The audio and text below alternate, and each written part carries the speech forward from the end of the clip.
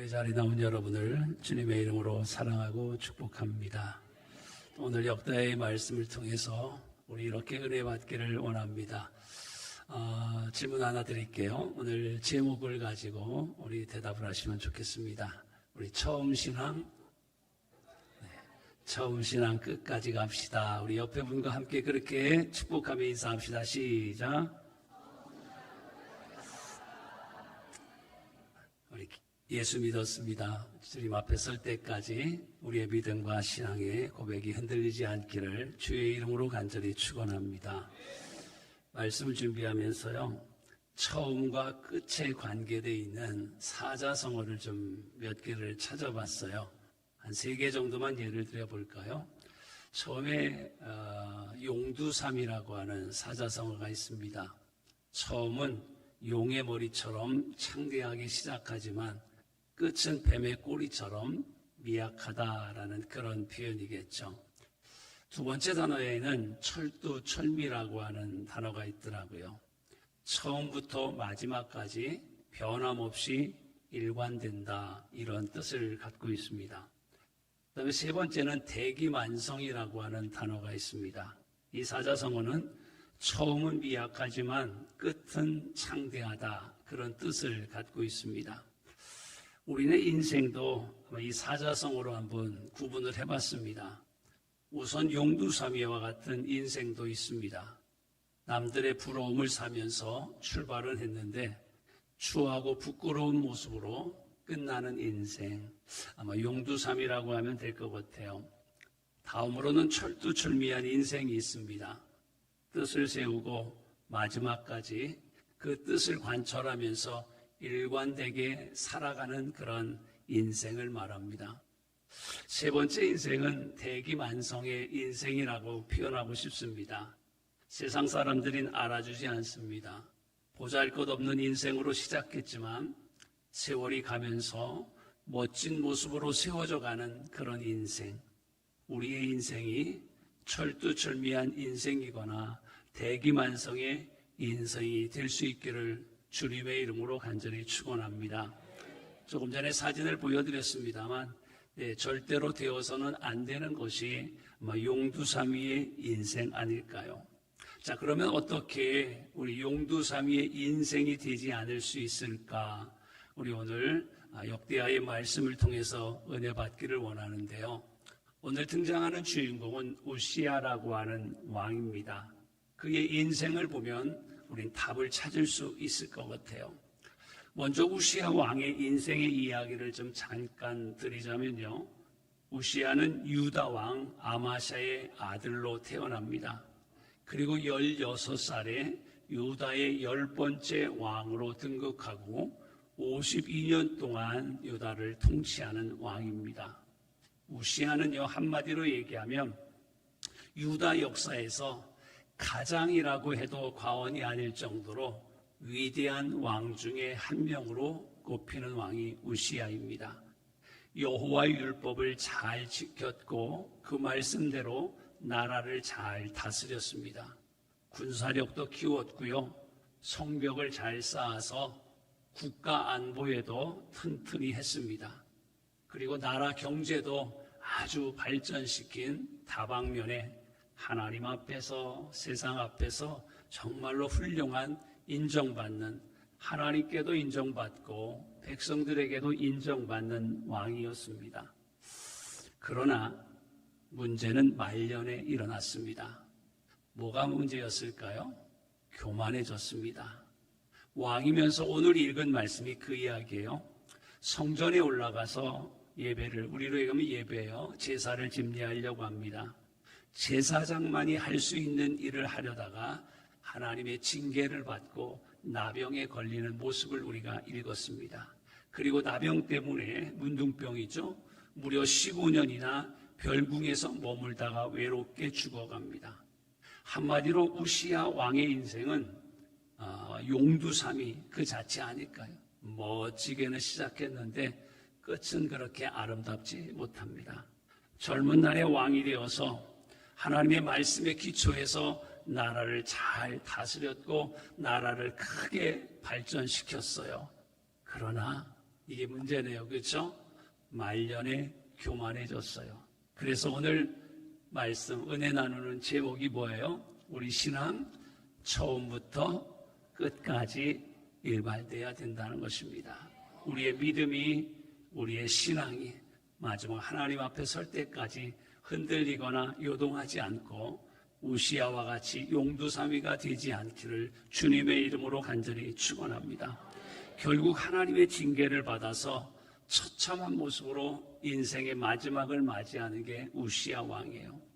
이렇게 용두사미의 인생이 되어버린 우시아 왕의 인생은 오늘 우리가 이 말씀을 접하는 우리에게는 어떤 교훈을 주고 있을까? 이렇게 한 3가지만 우리 한번 고민하며 묵상해 보려고 합니다. 첫 번째, 우리가 살아가면서 역시 우시아 왕도 경험했듯이 우리도 경험하는 부분이 아닐까요? 뭘까요? 성공의 덫에 빠질 위험이 있습니다. 자, 16절을 보면요, 이렇게 시작합니다. 제일 위에 줄만 봐도 될 것 같아요. 그가 강성하여 짐에 그의 마음이 교만하여. 강해지니까 교만해지는 거예요. 그렇죠? 우시아가 용두로 시작했다가 3위로 변하게 된 결정적인 원인을 16절에 지적하고 있는데요. 그 마음이 교만해졌대요. 그러면 우시아 왕이 왜 교만해졌을까요? 강성하여 짐에. 성공하자 교만해졌어요. 잘 되니까 교만해졌어요.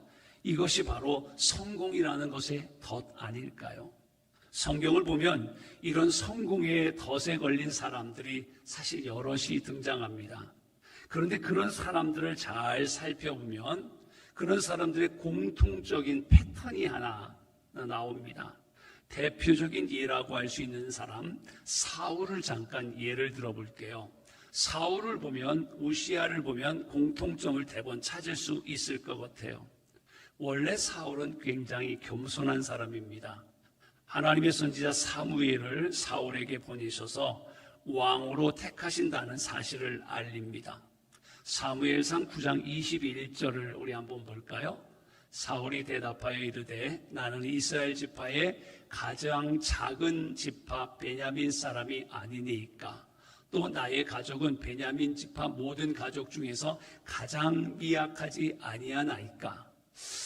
사무엘 앞에서 하나님이 당신에게 기름 부어서 처음에 왕으로 세우겠습니다 라고 하나님의 말씀을 선지자가 대언하니까 사울이 그 말을 듣자마자 한 말이 뭐예요?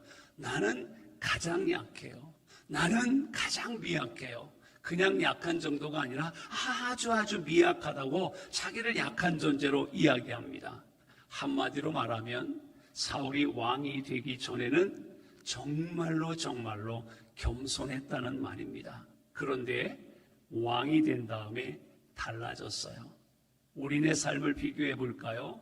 집사님이 되고 권사님이 되고 장로님이 되고 바뀌어졌어요. 그렇지 전에는 안 그랬는데 집사가 되고 권사가 되고 장로가 되면서 달라졌어요. 암몬과의 전쟁을 치르게 됩니다. 사울이 자신을 따르라라고 백성들에게 지시를 내립니다. 참 멋진 왕이네요. 그렇죠? 니네가 앞서 나가 싸워가 아니라 나를 따르라고 사울 왕이 지시를 내려요.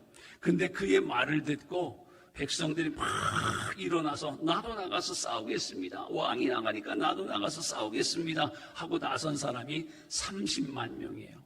유다 사람도 3만 명, 도합 33명이 사울 앞에 모입니다. 아마도 사울도 깜짝 놀라요. 이 정도까지 모일 줄은 몰랐을 것 같아요. 자기의 말 한마디가 이렇게 대단한 힘이 있다는 것을 아마 보면서 놀랐을 거예요. 그리고 군사를 이끌고 암몬과의 전쟁에 나갑니다. 군사를 셋으로 나누고 지략을 발휘해서 적진으로 공격해 들어가고 대승을 거둡니다. 암몬 군사를 격퇴했어요. 아마도 사울 자신도 많이 놀랐을 것 같아요. 자기가 이렇게 능력 있는 사람이라는 생각에 아마 사울 속으로 많이 놀래고 그저 감탄했을 것 같아요. 왕이 된 후에 2년이 막 되었을 때 블레셋을 공격합니다. 사람들이 달라졌어요. 하나님께 이제 묻지도 않고 자신이 판단해서 전쟁을 벌입니다. 그러다가 사무엘을 기다리지 못하고 제사장도 아니면서 자기가 제사를 드리려다가 하나님의 진노를 삽니다. 우리는 이 사울의 사례를 통해서 맞아요, 성공의 덫이라는, 오시아 왕을 통해서 성공의 덫이라는 것을 우리는 보게 됩니다. 그 핵심은 성공이 이상하게도 사람을 바꿔놓네요. 성공이 사람을 착각하게 만듭니다. 자기가 대단한 사람이기에 이런 성공을 이루었다고 착각하게 만듭니다. 뭐가요? 성공이라는 것이. 그래서 그렇게 겸손했던 사울이 어때요? 교만해집니다. 가장 작은, 가장 미약한, 이렇게 고백했던 사울이 되네, 내가 이렇게 할 수 있네.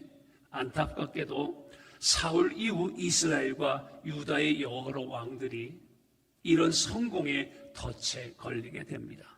오늘 나오는 우시아 왕도 이 성공의 덫에 결국은 걸리고 맙니다. 우리도 조심하지 않으면, 깨어있지 않으면 때로는 성공이라는 덫에 걸려 넘어질 수도 있어요. 사울이, 우시아가 하나님의 백성, 하나님의 자녀, 믿는 사람, 우리로 표현하면 그런 거 아닌 사람 아니잖아요. 믿음의 사람이잖아요. 자, 그럼 우리가 여기서 한번 생각해 봐야 될 것이 있습니다.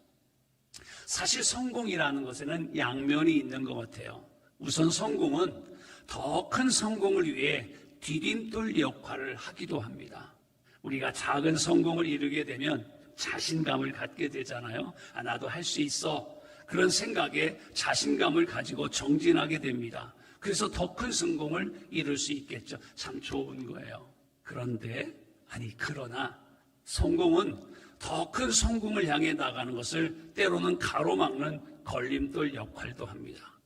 우리가 작은 성공을 이루게 되면 맞아요, 오늘 우시아나 사울을 통해서 볼 수 있듯이 교만해집니다.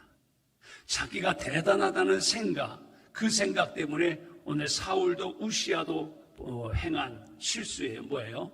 하나님께 기도하지 않습니다. 약했을 때는, 부족했을 때는 하나님께 늘 여쭸어요. 하나님, 전쟁에 나가야 될까요? 하나님, 어떻게 해야 될까요? 그런데 교만해지니까 자기의 생각대로, 지혜대로 다른 사람의 의견에 귀 기울이지 않습니다. 그래서 작은 성공 뒤에 실패를 맛볼 수밖에 없습니다. 이것이 어쩌면 우리가 살아가는 인생의 성공이라는 것의 덫이 아닐까요? 우리가 성공의 덫을 피할 수 있어야 됩니다. 작은 성공 뒤에 우리 착각하면 안 됩니다. 내가 대단해서가 아니라, 우리 지난주에도 우리 했잖아요. 하나님의 은혜라고 하는 사실을 잊어서는 안 될 것입니다. 교만해지지 말고 처음 마음, 초심으로 우리 돌아가야 됩니다. 처음 사랑 마지막까지, 오늘 처음 신앙 끝까지 하나님께서 나와 함께 하심을 깨닫고 더 기도하고 더 하나님을 의지할 수 있기를 원합니다. 그래서 우리는 성공의 덫에 걸리지 않아야 될 줄 믿습니다. 자, 그 다음에요, 성공의 덫에 걸리지 않으려면 어떻게 해야 될까요? 두 번째 단계로 넘어갑니다. 말씀에 붙잡힌 바 되고 말씀으로 우리를 채워야 됩니다. 우시아의 용두삼이라고 그랬는데요, 먼저 용두를 생각해 봅시다. 3절에 보니까 우시아가 왕위에 오를 때 16세래요. 16살이에요, 여러분. 그렇죠? 16살이면 중학생 정도 될 나이인 것 같습니다. 그렇죠? 청소년 시기입니다. 왕으로서 나라를 이끌기에는 아직 부족한 점이 참 많아요. 이렇게 부족함을, 그러면요, 그 부족함을 어떻게 채워갔을까요? 4절에 보세요. 4절에 보니까 우시아가 그 아버지 아마샤의 모든 행위대로 여호와 보시기에 정직하게 행하며, 그렇죠, 어린 나이에 왕위에 등극하니까 할 수 있는 게 없어요. 그래서 어릴 적부터 보아왔던 아버지가 하나님 앞에 늘 정직하게 행하는 그 모습을 보았던 거예요. 그대로 행했다는 거예요. 아버지가 한 것을 보았던 대로, 아버지가 한 것을 따라하면서 아직 자기의 판단이나 자기의 결정이 성숙하지 못한 것을 이렇게 보완해 갔던 거예요. 그러면 아버지 아마샤는 아마샤의 어떤 점을 본받으려고 했을까요? 예를 하나 들어볼게요. 아버지 아마샤의 일이 역대하 25장 앞에 나와 있는데요. 아마샤가 했던 일 중에 가장 중요한 일 하나를 바로 25장에 나와 있어요.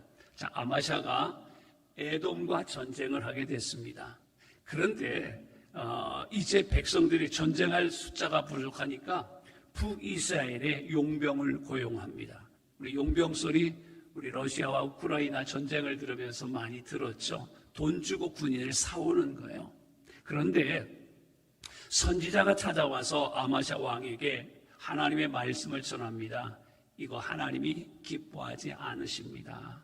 왕이요, 용병까지 사와서 하는 이 전쟁은 하나님이 기뻐하지 않는 거예요. 무슨 얘기예요? 전쟁하지 말라는 거예요. 지금 생각해 보세요. 어마어마한 돈을 주고 군대를 지금 사왔습니다. 물를 수도 없어요. 돌려보내지도 못합니다. 이 상황이에요. 그런데 선지자를 통해서 전해진 하나님의 말씀이 들려졌을 때 아버지 아마샤는 그대로 따릅니다. 그 결과 하나님께서 아마샤의 이런 태도를 기뻐하셨고, 그리고 아마샤에게 큰 승리를 안겨주는 장면이 등장해요. 우시야는 아버지의 이런 태도를 본받았다라는 거예요. 우리도 그런 신앙을 본받기를 주의 이름으로 간절히 축원합니다. 자, 5절을 볼까요? 자, 하나님의 묵시를 밝게 하는 스가랴가 사는 날에 하나님을 찾았고 그가 여호와를 찾을 동안에는 하나님이 형통하게 하셨더라. 아멘이죠? 네, 맞아요. 우시야 왕이 맞습니다. 스가랴 선지자를 통해서 들려주신 하나님의 말씀을 늘 경청했다는 거예요.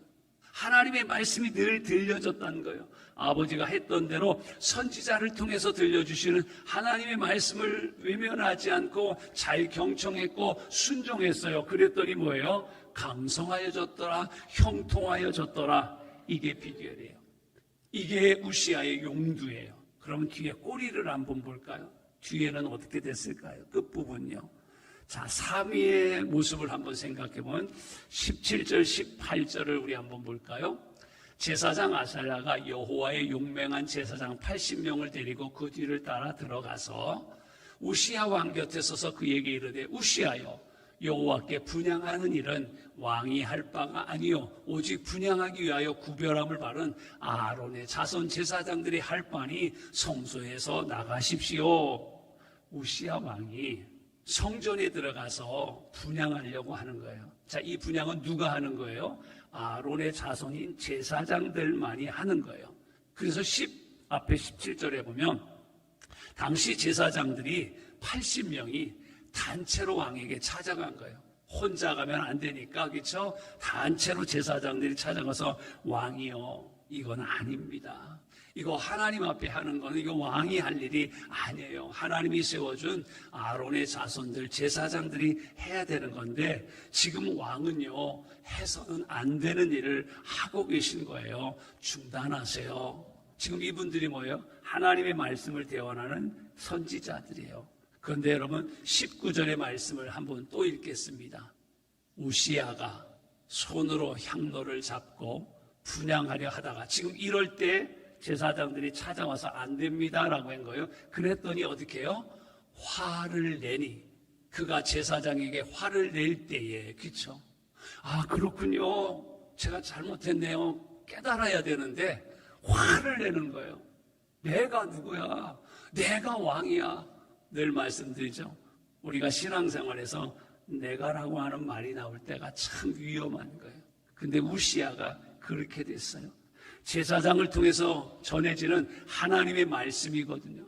제사장이 전하는 건 하나님의 말씀인데, 즉 하나님의 말씀을 듣고 지금 우시야는 어떻게 하고 있어요?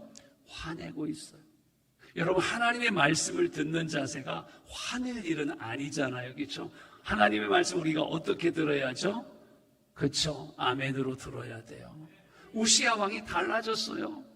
원래 귀를 열고 말씀을 경청하던 사람이에요. 아버지가 했던 것 같이 그렇게 제사장들의 하나님의 말씀을 늘 들었던 사람들이에요. 그런데 지금 뭐예요? 변했어요. 변질됐어요. 귀를 닫았어요. 하나님의 말씀을 듣지 않아요.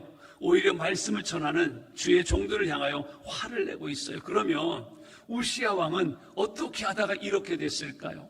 성전 분향은 제사장만 할 수 있는 것인데, 아니 유대인이라면요, 왕이 아니더라도 유대인은 이 일은 다 알고 있어요. 유대인은 아무나 하는 게 아니라 성전의 예배는 제사장이 하는 거야. 유대인은 다 알고 있어요. 말씀을 듣고 읽고 공부한 누구나 아는 일이에요. 그런데 우시야는 이 말씀을 몰라서 그랬는지 아니면 알고도 무시했는지 어찌됐든 간에 말씀을 어기네요. 모르지는 않았을 것 같아요. 한마디로 우시야는 어느새 말씀과 멀어졌다는 얘기예요. 그렇죠? 하나님의 말씀에서 멀찌감치 지금 떨어져 버렸다는 거예요. 여러분, 신앙생활은 하나님과의 관계예요. 하나님과 늘 가까워야 돼요. 근데 지금 우시야는 하나님과 멀어졌어요. 게다가 잘못을 하고 있을 때 하나님의 말씀이 전해지잖아요. 그런데 우시야는 그런 상황에도 말씀을 듣지 않아요. 이때만 그렇구나, 내가 잘못했구나, 이랬으면 괜찮은데, 아니 말씀을 전하는 이들을 향하여 화를 냅니다. 한마디로 뭐예요? 하나님의 말씀을 거부하는 행동이에요. 마치 거식증에 걸린 사람이 음식을 거부하듯이 지금 말씀을 거부하는 거예요. 교회사에 전해오는 한 이야기를 잠깐 드릴까요? 한 존경받는 수도사가 이제 세상을 떠날 때가 다가왔어요. 제자들이 마지막으로 선생님한테 교훈을 받고자 묻습니다. 선생님, 마지막으로 저희들에게 깨달음을 주세요. 무엇이 우리 믿음의 길에서 가장 위험한 걸까요? 우리도 들어야 될 음성인 것 같아요. 무엇이 우리가 믿음의 길을 가는 길에 가장 위험한 일입니까? 라고 물었더니 이 선생님이 이렇게 얘기해요. 신앙 안에 불신앙이지. 즉 너희 안에 있는 불신앙이야. 여러분, 믿음으로 살겠다고 찾아온 제자들이에요. 믿음 없는 사람이 아니에요. 우리로 얘기하면요, 교회 다니는 사람이에요. 예수 믿는 사람이에요. 그런데 이 선생님 뭐예요? 신앙 안에 불신앙. 예수 믿는 사람 안에 불신앙이 있다라는 거예요. 그 제자들이 다시 물었어요. 신앙 안에 불신앙이 도대체 무슨 뜻이에요? 말씀 없는 뜨거운 열정. 너희 마음대로 생각하고 너희 마음대로 열심을 내는 거. 너희 생각이 아니라 주님의 말씀을 따라야지. 이렇게 마지막 얘기했다고 합니다. 지금 우시야 왕은 나름대로 성전을 찾아서 분향하려고 하는 거예요. 왕으로서 우상 숭배한 적도 없어요. 하나님을 섬기려고 하는 거예요. 왕으로서 하나님 앞에 열정을 보인 거예요. 그러나 그 열정은 말씀이 없는 열정인 거예요. 이게 문제인 거예요. 오늘도 이와 유사한 일들이 믿음의 사람들인 우리에게도, 그리스도인들 가운데도 흔하게 일어납니다. 말씀 없는 봉사, 말씀 없는 예배, 말씀 없는 기도, 말씀 없는 헌신, 우리의 심령에 말씀이 채워지기를 주님의 이름으로 간절히 축원합니다. 이 하나님의 말씀은 우리 인생의 나침판이기도 하고 교과서거든요. 이 말씀을 무시하고 산다는 것은 굉장히 위험한 거예요. 그래서 우리 주를 향한 열정이 말씀에서 솟아나기를 원합니다. 내 욕망, 내 감정에서 샘솟으면 안 돼요. 우시야가 돼요. 그러기 위해서 우리는 말씀을 사랑하고 말씀을 사모하고 말씀을 내 심령 속에 가득 채우시기를 주님의 이름으로 간절히 축원합니다. 이때쯤에 한번 숙제 검사하고 가야겠네요. 잠은 잘 읽고 계시죠? 어려운 질문 드릴게요. 오늘까지 몇 장 읽어야 되죠? 오늘이 참고로 16일이요. 그렇죠. 하루에 우리 한 장만 읽으시고 요절 찾아서 적으시면 되잖아요. 네, 우리 잠언 특별히 지혜의 시지 않습니까? 읽으면서 주님의 음성을 듣고 우리 말씀으로 우리의 심령을 7월 달도 채워가시기를 주의 이름으로 간절히 축원합니다. 자, 그 다음에 세 번째입니다. 결론은요. 그러면 우리는 거룩한 두려움을 잃지 말고 살아야 될 줄 믿습니다. 말씀이 내 속에 가득 채워지면 우린 거룩한 두려움 갖고 살아갈 수 있어요. 근데 우시야에겐 그게 없어요. 자, 18절 볼까요? 18절입니다. 제가 안 써드렸나요? 네, 죄송합니다. 16절이네, 죄송합니다. 16절이에요. 네. 자, 그가 강성하여짐에 그의 마음이 교만하여 악을 행하여 그의 하나님 여호와께 범죄하되 곧 여호와의 성전에 들어가서 향단에 분향하려 한지라. 우시야 왕이 교만해졌어요. 그렇죠? 제사장만이 할 수 있는 성전 분향을 지금 강행하려고 했던 이야기잖아요. 자, 한 곳을 더 볼까요? 역대상 23장 13절 앞으로 갈 거예요. 시작. 아브라함의 아들들은 아론과 모세이니 아론은 그 자손들과 함께 구별되어 몸을 성결하게 하여 영원토록 심히 거룩한 자가 되어 여호와 앞에 분향하고 섬기며 영원토록 그 이름으로 축복하게 되었느니라. 자, 무슨 얘기예요? 조금 전에 설명드렸어요. 성전의 제사는 누가? 아론의 자손들이. 그렇죠? 아론의 자손들. 성전에서 여호와 앞에 분향하는 일은요, 아론의 자손들. 아론의 자손은 누구예요? 요즘 많이 문제가 되지만 이때는 문제가 안 됐어요. 세습제였어요. 아버지가 제사장이면 아들도 제사장이에요. 제사장에게 독점적으로 맡겨진 거룩한 일이었어요. 특히 이 분향은 이스라엘 백성들 역사를 보면요, 참 두려운 기억이 있어요. 오늘 아론의 자손이 얘기가 나왔으니까요. 그 옛날 아론의 아들이 누구였죠? 나답과 아비후 두 사람이 하나님이 명하지 않는 불을 갖고 분향하려다가 죽게 되는 일을 그들은 역사 속에 경험했어요. 그래서 제사장들은 더더욱 이 분향하는 일에 거룩한 두려움이 임했어요. 하나님 앞에 분향하는 일에 설 때는 제사장들은 두렵고 떨림으로 늘 섰어요. 목사는 강단에 설 때 언제나 말씀을 들고 두렵고 떨림으로 섭니다. 그런데 우시야는 제사장도 아닌 사람이 분향하려고 했어요. 해서는 안 되는 사람이 분향하려고 나선 거예요. 한마디로 말하면 우시야는 거룩한 두려움을 잃어버린 사람이에요. 하나님 앞에 우리는 거룩한 두려움을 가져야 돼요. 거친 표현을 한번 해볼까요? 이 말을 이렇게, 거룩한 두려움을 상실했다. 그렇죠? 겁상실했어요.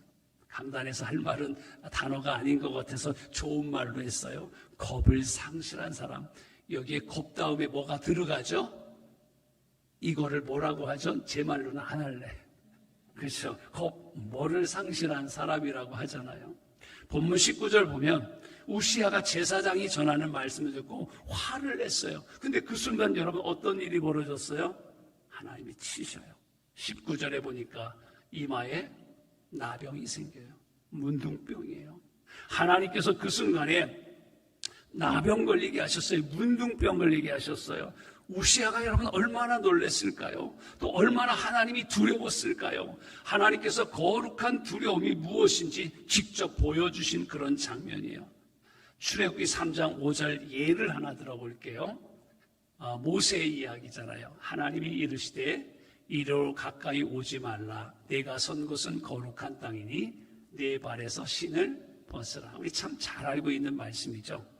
하나님께서 모세를 가시떨기나무에 불이 붙었으나 타지 않는 이적 가운데 부르셨어요. 모세가 신기해서 막 달려가는 거예요. 그렇죠? 하나님의 임재함이잖아요. 그때 하나님의 음성이 들리는데 내 발에서 신을 벗으라는 거예요. 왜 신을 벗으라고 그랬을까요? 모세가 신고 있던 신은 하나님 앞에 서기 전에 신고 다니던 신이에요. 타락한 세상을 살면서 신고 다녔던 그 신인 거예요. 거룩함과는 상반된 죄 가운데 살면서 신고 다니던 신이에요. 거룩하신 하나님 앞에 나올 때 그것을 그대로 신고 나올 수 없었어요. 그래서 하나님은 그 신을 벗으라는 거예요. 죄에 물든 걸 벗으라는 거예요. 하나의 상징적인 명령이죠. 뭐예요? 거룩한 두려움으로 하나님 앞에 서야 된다라는 명령이에요. 옷깃을 여미는 그런 마음으로 하나님 앞에 설 수 있어야 된다는 거예요. 오늘 우리가 예배의 자리에 나올 때 그 마음이잖아요. 우시야는 하나님 앞에 나오면서 신발을 벗지 않았어요. 타락한 세상에서 죄 가운데 살면서 신고 다니던 그 신발 그대로 신고 그냥 하나님 앞에 아무 생각 없이 선 거예요. 거룩한 두려움을 상실했어요.